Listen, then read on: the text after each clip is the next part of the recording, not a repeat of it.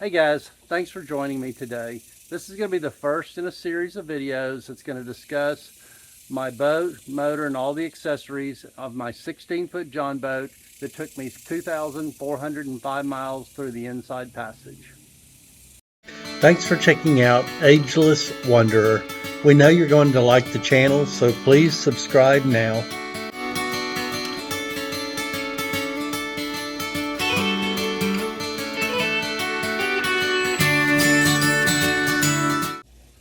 Okay guys, it's the Ageless Wanderer here. It's about time to give the Ageless Wanderer's boat some love after carrying him 2,405 miles through the Inside Passage without any changes of fluids. So I'm starting today with the motor, and we're going to take care of that right now. I've actually washed out the boat and taken out a lot of my supplies and food and stuff. So the boat's coming along.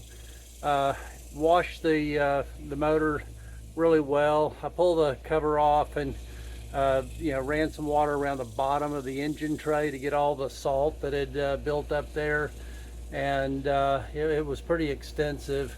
I've got some silicone spray that I use to spray on the motor so I don't damage all the rubber parts around the motor and keep it from corroding. Now let's get to the motor.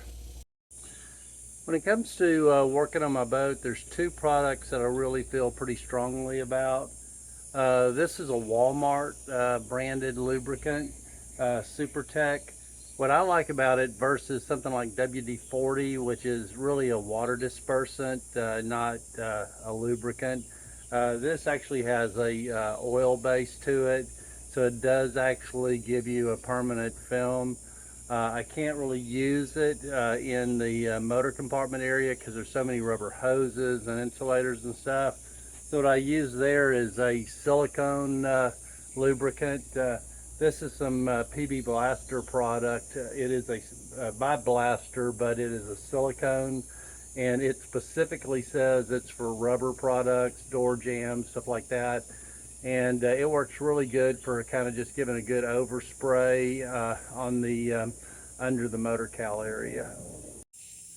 A number of people ask me how my Tohatsu motor is performing for me, and if I like my Tohatsu motor. Of course I do.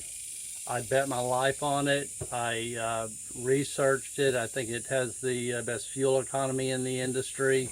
Mine actually burns 3.6 gallons per hour at wide open throttle. I think they advertise 3.9, but I have tested this motor.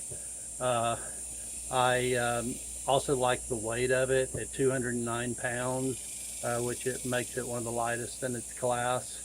So just kind of up front and based on all the reviews I'd read, this Tohatsu motor is hard to beat.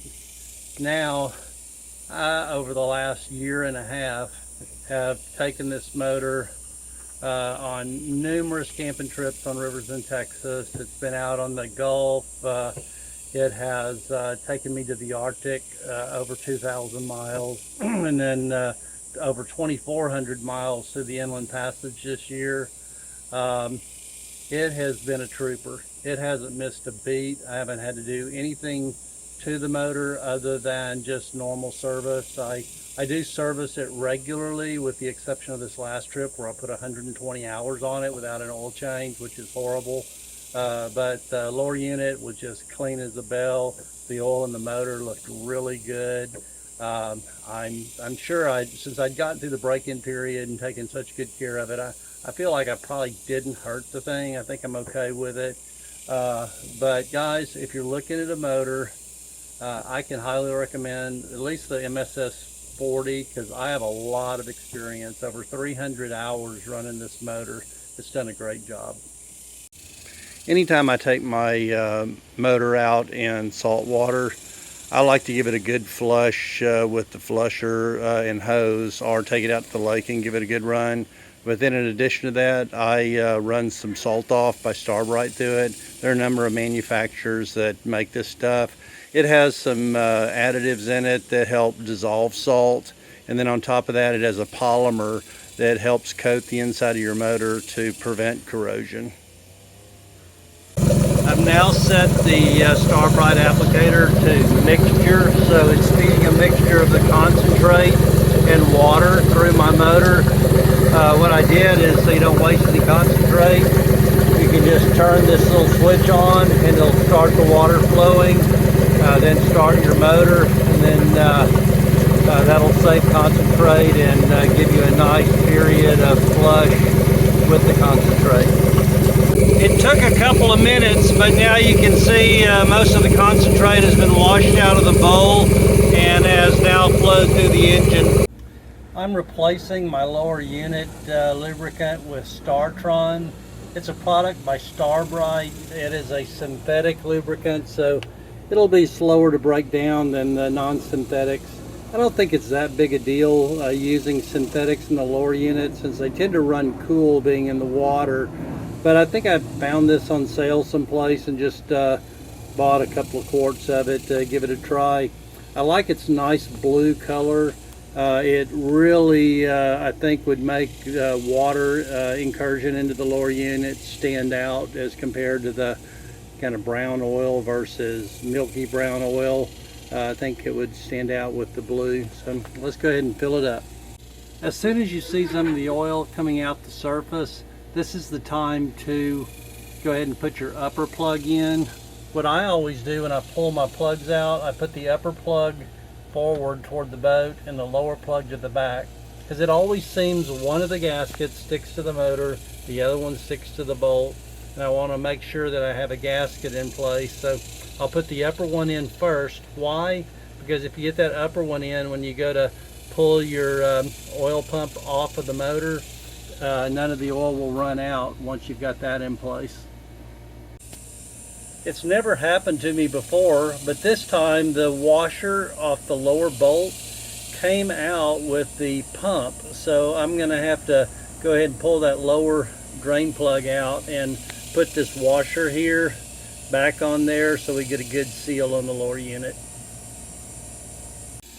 On my outboard, when I change the oil filter, and I found out that the Fram pH 6607 is a direct replacement with many of the smaller Tohatsu and Mercury outboard motors, and they're considerably cheaper. I wait till they go on sale and I'll buy 6 or 7 of them at a time and just keep them in the garage. And then oil wise, I run the weight recommended by the manufacturer, which is a 1550.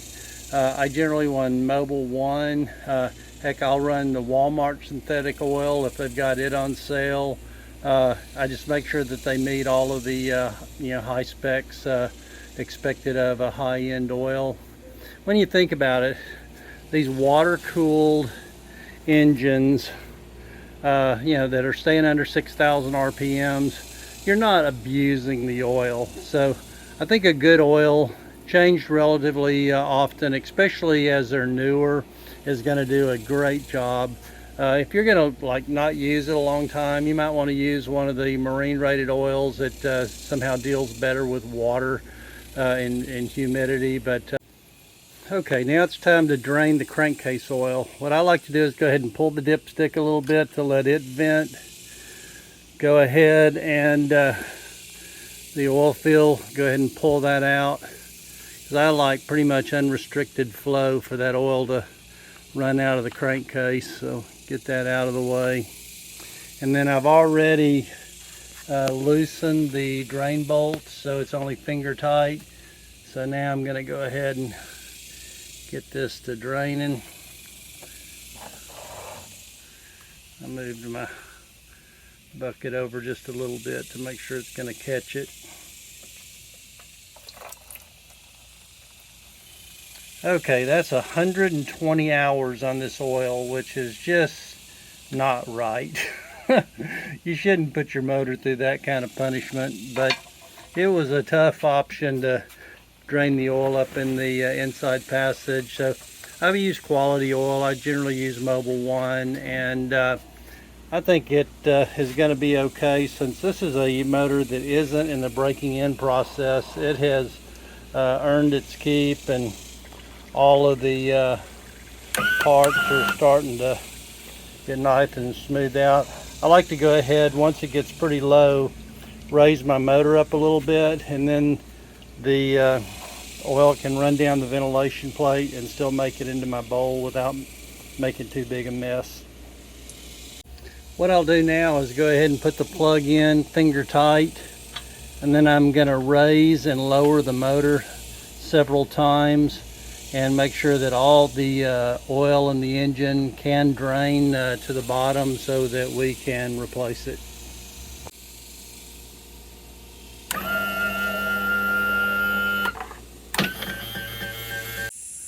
Okay, let me show you a few tricks that I did with my outboard motor. I really hate a stern light backlighting me. It really makes it hard to see at night. So I added a stern light into my engine cowling. Just drilled a small hole, and this uses a double-sided tape to stick it in place. Works like a champ. A couple more things I wanted to mention about my motor is I added a loop with a clip tied on to a bracket under my cowling, and then I have a rope that's tied up to the top of my cowling. There's a little place in there I could tie it to, and this rope, when I put my cowling on, it goes into that clip, and for any reason, if the motor came unlatched, the top did, this rope will catch it so I don't lose the cover. Actually had that happen to me on a Mercury 25 horse when I hit something really hard, and it would have saved my cowling. I lost it and spent hundreds of dollars. And then to power my light on the back, the stern light on the back of the motor, I use automotive waterproof 3-prong plugs, and on this case I'm only using 2 of the prongs. They're the same plugs I use on my bilge pumps and other various places where I needed a waterproof plug. They work really well. The third thing I added, and I think is critical, is an hour meter. I don't know if you can read that, but I've got 287, almost 288 hours on this motor. I've actually got about 20 more hours than that before I bought the hour meter. During this last trip up the inside passage, I ended up putting 120 hours on it without an oil change, which is horrible. I hate to do that to a motor.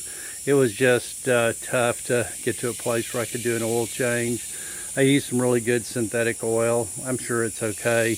You wouldn't want to do that when you're breaking in a new motor, but a motor that's got 100+ hours on it, it's probably not going to kill it to run a little bit long. And so let me go ahead and get the cowling on it. Let's discuss another addition I've added to my motor.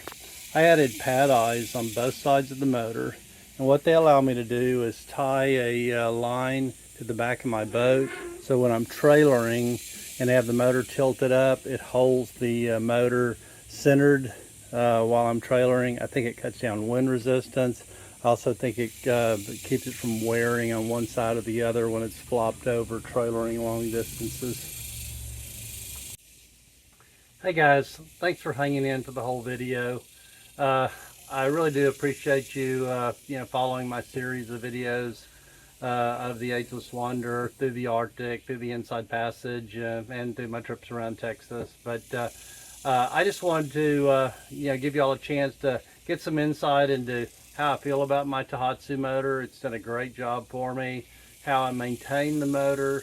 And if you like this kind of content, please follow me on Facebook and consider subscribing to my YouTube channel, Ageless Wanderer.